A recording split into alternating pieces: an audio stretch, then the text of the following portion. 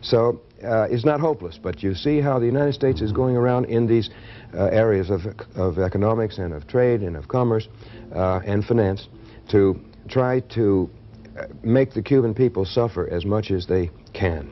And this is affecting, in a drastic way, very young children and infants, and also the older, in other words, the most vulnerable. And it is an eternal shame on the United States, in my opinion, that we would do such a thing to an entire country, just because we don't like the system, just because they won't come under our protection, basically. It's a kind of a mafia attitude, and it has been that way since Eisenhower. Well, that's capitalism.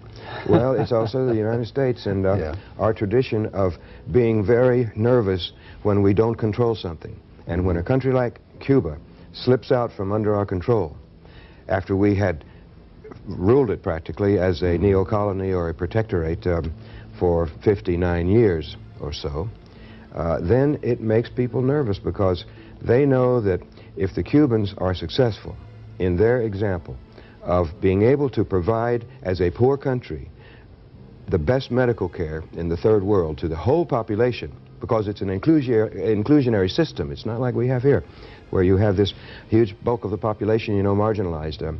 But there, if everybody can have adequate medical care, if the schooling is adequate for all, and remember, Cuba has more doctors and more teachers per capita than any country in the world, and they have succeeded in these areas, and it's all state supported, which means people don't have to put money out for the medical care or for they of course pay the cost indirectly as a whole society, but they don't have to pay the bill in the hospital and so forth.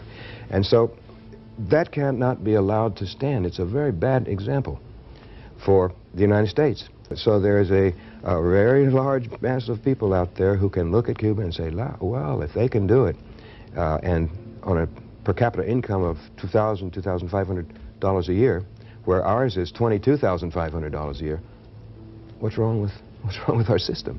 I mean, maybe we ought to consider an alternative. That's why Nicaragua, Sandinista in Nicaragua, had to be destroyed. Exactly. They were a bad example, and that's why Grenada had to be destroyed, because any movement that comes to power with the idea of providing for all the people and of escaping the control of the United States and its economy, let's say the corporations and so forth, then that is bad news here in the United States in the upper circles of power.